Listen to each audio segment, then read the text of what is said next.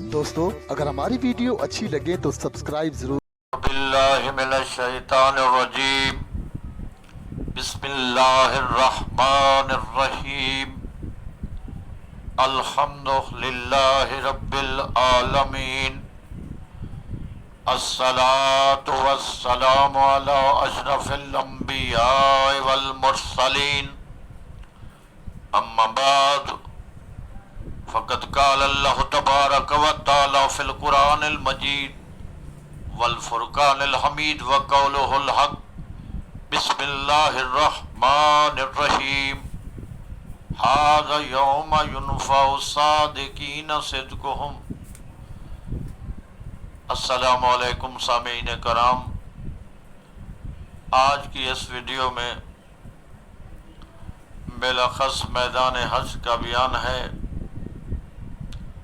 اور وہاں حساب و کتاب کا ذکر کیسے ہوگا اور اللہ اپنے گناہگار بندوں پر اپنی رحمت کیسے نازل فرمائے گا اور نبی محترم کا امتی امتی کہنا اور اپنی امت کے لیے شفاعت کرنا.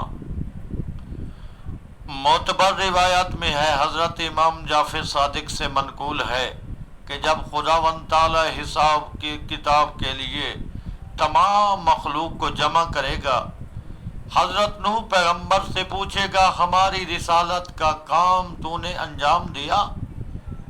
حضرت نوح علیہ السلام عرض کریں گے خداوند تیرے حکم کے مطابق میں نے تیری مخلوق کو ہدایت کی، ان کی اصلاح کرتا رہا، انہیں تیری توحید کی دعوت دیتا رہا اور اپنی رسالت کا پیغام بھی پہنچاتا رہا. اللہ تعالیٰ سوال کرے گا تمہاری گواہی کون دے گا؟ حضرت نوح علیہ السلام عرض کریں گے پروردگار محمد ابن عبداللہ میرے گواہ ہیں، یعنی سید الانبیاء فخر موجودات سرور کائنات حضرت محمد صلی اللہ علیہ وآلہ وسلم کے پاس آئے گا اور عرض کرے گا یا رسول اللہ تبلیغ رسالت پر مجھ سے گواہ طلب فرمایا ہے اللہ نے. حضرت اس وقت جناب حمزہ اور جعفر کو بلا کر فرمائیں گے اللہ تعالیٰ کی بارگاہ میں حاضر ہو کر حضرت نوح کی تبلیغ رسالت کی گواہی دیجیے. پھر یہ دونوں حضرت بزرگوار حضرت نوح اور تمام پیغمبروں کی گواہی دیں گے.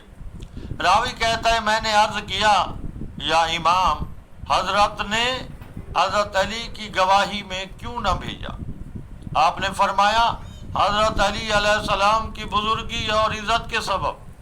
منقول ہے کہ حضرت امام جعفر صادق علیہ السلام نے فرمایا اللہ کے سامنے اپنا حساب دینے سے قبل تم کو خود اپنا محاسبہ کرنا چاہیے کہ روز قیامت 50 مقامات پر حساب کے لیے کھڑا کیا جائے گا اور ہر مقام پر 1000 برس کھڑا رہنا پڑے گا، جیسے کہ خود خداوند تعالیٰ کا ارشاد ہے کان مقدارہ 50,000 سنۃ. اس دن جو دن ہوگا 50,000 برس کا ایک دن ہوگا. 50,000. تو امام ارشاد فرماتے ہیں دیکھو اگر تم چاہتے ہو کہ اس دن ہمیں ندامت سے بچنا چاہیے، اللہ کے سامنے سرخرو ہونا چاہیے، اس حساب سے پہلے ہمیں خود اپنا محاسبہ کرنا چاہیے. روز شام کے وقت دیکھنا چاہیے کہ آج ہم سے کتنی نیکیاں سرزد ہوئی ہیں اور ہم سے کتنی گناہ سرزد ہوئے ہیں. جب ہم اپنا محاسبہ کریں گے اس وقت تب ہماری اصلاح بھی ہو جائے گی اور بروز قیامت اللہ اور ہم اپنے رسول کے سامنے سرخرو ہو جائیں گے.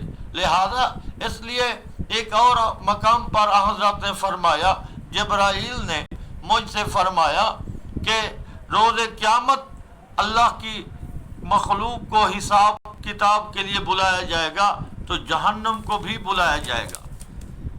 اس کی 1000 مہاریں ہوں گی، ہر مہار ایک فرشتے کے ہاتھ میں ہوگی.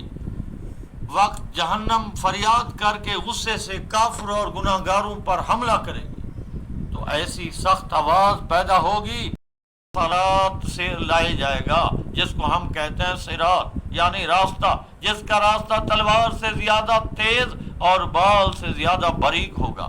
اس پر 3 پل ہوں گے۔ ایک پل صلہ رحم اور امانت کا ہوگا، جس پر ان لوگوں کو روک لیا جائے گا جنہوں نے دنیا میں شریعت کے مطابق ان کو پورا نہ کیا ہوگا، اور بعضوں کو نماز روک لے گی کہ جو دنیا میں اس سے غافل رہتے تھے، اور بعض بندوں کے حقوق دامنگیر ہو جائیں گے، جن لوگوں نے اس دنیا میں لوگوں کے حقوق غصب کیے ہیں، اس دن وہ حقوق ان لوگوں کے دامنگیر ہوں گے۔ اللہ تعالیٰ نے اس لیے تو ارشاد فرمایا ہے کہ ان ربک لا بالمرصاد، کہ بے شک تمہارا رب اس وقت دیکھتا رہا ہوگا، جب حساب ہو رہا ہوگا تو اللہ تو دیکھ رہا ہوگا، اب بھی دیکھ رہا ہے جو ہم جو کچھ کرتے ہیں۔ پل صراط سے گزرتے وقت تیرا رب سوال کرے گا۔ بعض نیک لوگ پل صراط سے صحیح سلامت گزر جائیں گے، بعض ادھر ادھر لٹکتے ہوں گے، بعض ایک پاؤں ان کا پھسل جائے گا، بعض ایک دوسرے سے لپٹے ہوئے ہوں گے، فریاد کرتے ہوں گے خداوند اپنی رحمت سے معاف فرما، پل صراط سے امن کے ساتھ گزار دے۔ اس وقت جو شخص رحمت الہی سے اس خطرناک مقام سے گزر جائے گا تو وہ کہے گا خدا کا شکر ہے کہ جس نے اپنے احسان سے مجھے بچا لیا، ورنہ ایسی حالت نہ تھی، جو حال تھا میں دیکھ رہا تھا، یعنی پل صراط سے گزرنا بڑا مشکل تھا۔ حضرت امام فرماتے ہیں پل صراط بال سے زیادہ باریک، تلوار سے زیادہ تیز، بعض اس سے بجلی کی سی تیزی سے گزر جائیں گے، بعض گھوڑے کی چال سے، بعض پیادوں کی چال کی طرح جس طرح پیادہ چلتا ہے، بعض شیر خوار بچے کی طرح، اور بعض لٹک کر گزریں گے۔ ایک جانب آگ اور ایک جانب وہ لوگ بچتے ہوئے، اپنے آپ کو بچاتے ہوئے گزر جائیں گے۔ حضرت امیر المومنین فرماتے ہیں کہ جس وقت بندے کو حساب کے مقام پر کھڑا کیا جائے گا تو اللہ تعالیٰ فرمائے گا میری نعمتوں کے اور اس کے اعمال کا وزن کرو۔ فرشتے وزن کریں گے تو نعمتیں اس کے اعمال کی نسبت زیادہ ہوں گی، تب حکم ہوگا میں نے اپنی نعمتیں بخش دی، اب اس کے نیک اعمال کو بد سے وزن کرو۔ اگر نیک و بد اعمال برابر ہوں گے تو حکم ہوگا اس کو بہشت میں داخل کرو۔ پھر اگر نیک اعمال زیادہ ہوں گے تو ان کے عوض بے شمار نعمتیں ادا ہوں گی، اور اگر بد اعمال زیادہ ہوں گے تو ایماندار ہونے کی صورت میں اور انسان وہ مشرک بھی نہ ہو، اس پر رحمت اور بخشش کی جائے گی، اس پر خدا مہربانی فرمائے گا، کہے گا ٹھیک ہے تیرے گناہ بہت زیادہ ہیں لیکن پھر بھی تو ایماندار تھا، لوگوں کے ساتھ اچھے رویے سے پیش آتا تھا، آپ کا اخلاق اچھا تھا، آپ ہمسایوں کا خیال رکھتے تھے۔ یہ تمام چیزیں جو ہیں، سب چیزیں ان کو سامنے رکھ کر اللہ مہربانی فرمائے گا اور نبی کی شفاعت بھی ہوگی۔ اس گروہ کے گناہ خدا نیکیوں سے بدل دے گا اور اللہ معاف کرنے والا اور مہربان ہے۔ آپ نے فرمایا مومن گناہگار کو قیامت کے روز حساب کے لیے بلایا جائے گا اور خدا اسے حساب بھی خود لے گا۔ جب بندہ مومن اپنے گناہ سے شرمندہ ہو کر اقرار کرے گا تو اللہ تعالیٰ اپنی رحمت سے کاتب اعمال فرشتوں کو حکم دے گا کہ اس کے نامہ اعمال سے گناہوں کو مٹا کر بجائے ان کے نیکیاں لکھ دو، گناہوں کو ختم کر دو، اس کی جگہ نیکیاں لکھ دو، تاکہ اوروں کے اس کے گناہ سے واقفیت نہ ہو سکے۔ جب اہل محشر اس کے نامہ اعمال کی طرف نگاہ کریں گے تو تعجب سے کہیں گے اس بندہ خدا نے دنیا میں کوئی گناہ نہیں کیا، تب حکم خدا ہوگا اس کو بہشت میں داخل کرو، اس لیے کہ یہ بندہ خاص رحمت کا مستحق تھا، اس کے گناہوں کو مٹا دیا صدقے اپنے محبوب کے اور اس کی شفاعت کے۔ لہذا آپ دیکھیں کہ کتنا خدا مہربان ہوگا اپنے محبوب کے صدقے۔ روز قیامت جب حساب ہوگا تو ارشاد ہوتا ہے کہ روز قیامت دو اشخاص مقام حساب میں اللہ کے سامنے ایسے ہوں گے، ایک دنیا میں امیر اور دوسرا جو دنیا میں فقیر ہوگا، دونوں برابر کھڑے ہوں گے۔ جیسے ہی بڑا سوال کرے گا خداوند تعالیٰ، پہلے فقیر سے سوال کرے گا، پوچھے گا عبد خدا تو نے کہاں کہاں خرچ کیا، بتا تیرے پاس کیا تھا؟ تو وہ فقیر عرض کرے گا اے خالق، میرے پاس نہ اتنا وسیع دولت تھی نہ اتنا مال تھا، میں نے تو قناعت کی اور نہ میں اس دولت کی وجہ سے کسی پر میں ظلم کیا، اس لیے میرے پاس کوئی ایسی بات نہ تھی جس کی وجہ سے میرے اندر سرکشی اور تکبر پیدا ہو اور میں تیری نافرمانی کروں۔ میں نے تو تیری اطاعت میں گزار دی ہے، میرے پاس دنیا میں مال و دولت کچھ نہ تھا جس کے سبب سے میں کسی کی حق تلفی یا کسی پر ظلم کرتا، تیری بارگاہ سے صرف باقدر گزر اوقات روزی ملتی رہی اور میں قناعت کرتا رہا، میں الحمد کہتا رہا۔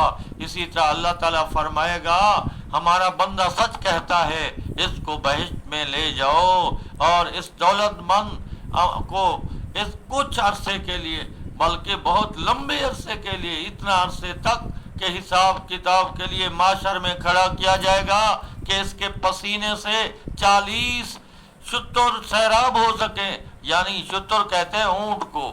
ایسے امیر جنہوں نے اپنی دولت کو صرف اپنی ذات کے لیے خرچ کیا، ایسے امیر جنہوں نے اپنے مال و دولت کو اپنی آسانی کے لیے، اپنی آسائش کے لیے خرچ کیا، ایسے لوگوں کو بہت دیر تک جواب دینا پڑے گا، معاشر میں کھڑا کیا جائے گا، اس کے پسینے سے 40 شتر سیراب ہو سکیں۔ جب وہ شخص مال و دولت کے حساب سے فارغ ہوگا تب بہشت میں لے جائے گا۔ اسے دیکھ کر اس کا فقیر ساتھی پوچھے گا کہ اتنی دیر کیوں لگی؟ وہ کہے گا میرے ذمہ بہت لمبا حساب تھا، ایک سے فارغ نہ ہونے پاتا تھا کہ دوسرا درپیش ہو جاتا تھا۔ جب بہت عرصے کے بعد حساب ختم ہوا تو رحمت الہی کا نزول ہوا اور اللہ نے مجھے بخش دیا۔ پھر یہ میرا آدمی اسی بہشتی سے پوچھے گا کہ تم کون ہو؟ وہ کہے گا میں وہی مرد فقیر ہوں جو تمہارے ساتھ حساب میں کھڑا تھا۔ بہشت کی نعمتوں اور راحتوں نے میرے اندر ایسی تبدیلی پیدا کر دی کہ تم مجھے پہچان نہ سکے۔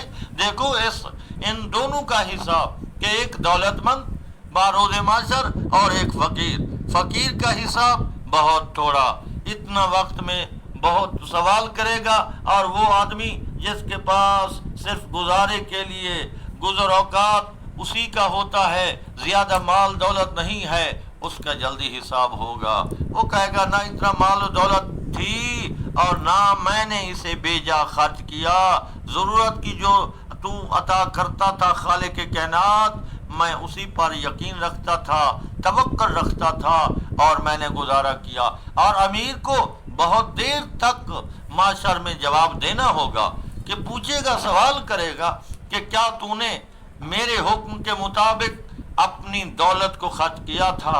ينفقون فی سبیل اللہ، کیا تو نے اللہ کی میری راہ میں خرچ کیا تھا؟ اپنے مال کو غریبوں کو دیا تھا، یتیموں کی مدد کی تھی، محتاجوں کی ضرورت پوری کی تھی؟ تو نے اس مال کو کیسے خرچ کیا؟ اس لیے پھر وہ فقیر ساتھی سے کہے گا دیکھیں ابھی میں ایک جواب دیتا پھر دوسرا سوال ہو جاتا، اس لیے اس دنیا میں جو صاحب ثروت لوگ ہیں، صاحب دولت ہیں، ان کے لیے ضروری ہے کہ دیکھیں یہ فانی دنیا ہے، اس اخروی زندگی کے لیے سوچیں جہاں آدم سے لے کر قیامت تک جتنے لوگ ہیں تمام انبیاء موجود ہوں گے۔ وہاں جب حساب کتاب دینا پڑے گا تو انسان کو وہ کام کرنا چاہیے جس کی وجہ سے وہاں آسانی ہو، اللہ اس کا راضی ہو جائے، جہاں وہ اپنے فرشتوں سے کہے کہ جلدی جلدی اسے بہشت میں لے جاؤ، تو اس کے لیے ضروری ہے کہ اسے مال و دولت کو اللہ کی مرضی کے مطابق خرچ کرے۔ اسی طرح حضرت امام جعفر صادق سے منقول ہے جب اللہ تعالیٰ قیامت کے دن اپنی مخلوق سے حساب طلب فرمائے گا، نامہ اعمال اس کے ہاتھ میں ہوگا، بعض شقی لوگ انکار کریں گے، جو بدبخت لوگ ہیں وہ انکار کہیں گے کہ یہ ہمارا اعمال نامہ نہیں ہے، یہ ہمارے اعمال نہیں ہیں۔ اس وقت کرامن کاتبین اعمال لکھنے والے 2 فرشتے گواہی دیں گے کہ یہ اسی کے اعمال ہیں۔ تب وہ لوگ کہیں گے خداوند یہ تو تیرے فرشتے ہیں، اس لیے تیری خاطر ہمارے خلاف گواہی دے رہے ہیں۔ پھر وہ لوگ قسم کہیں گے یہ اعمال نامہ ہمارا نہیں ہے۔ لہذا اللہ نے ایک اور مقام پر اس بارے میں ارشاد فرمایا، یوم یبعثہم اللہ جمیعا فیحلفون لہ کما یحلفون لکم۔ اس روز اللہ سب کو اٹھائے گا، پس وہ اس کے لیے قسمیں کھائیں گے جس طرح وہ تمہارے لیے جھوٹی قسمیں کھاتے ہیں۔ لہذا وہ لوگ اس دن بھی انکار کریں گے کہ اے رب یہ ہمارے اعمال نہیں ہے۔ پھر اللہ کہے گا چلو میں حکم دیتا ہوں، اللہ حکم دے گا اس کے تمام اعضاء کو، کان گواہی دیں گے، ہاتھ گواہی دیں گے، پاؤں گواہی دیں گے، واقعی اس نے گناہ کیے ہیں، یہ اسی کے اعمال ہیں۔ لہذا ہمیں اخروی زندگی کے لیے، ہمیں حساب و کتاب کے لیے تیار رہنا چاہیے تاکہ ہم اس روز اپنے نبی کے سامنے سرخرو ہو جائیں اور کامیاب ہو جائیں۔ اس کے لیے ضروری ہے کہ ہم روز اپنا محاسبہ کریں، تو محاسبے سے یہ ہوگا کہ ہماری غلطیاں کم ہوتی جائیں گی اور ہمارے نیک اعمال زیادہ ہوتے جائیں گے۔ تو ہم اللہ سے یہی التماس کرتے ہیں، دعا مانگتے ہیں، اے خالق لم یزل ہمارے گناہوں کو بھی معاف فرما اور ہمیں توفیق عطا فرما کہ ہم تیرے نافرمان بندوں میں نہ ہوں بلکہ اطاعت گزار میں ہمیں شمار کر اور ہماری تمام خطاؤں کو معاف فرما۔ آمین ثم آمین۔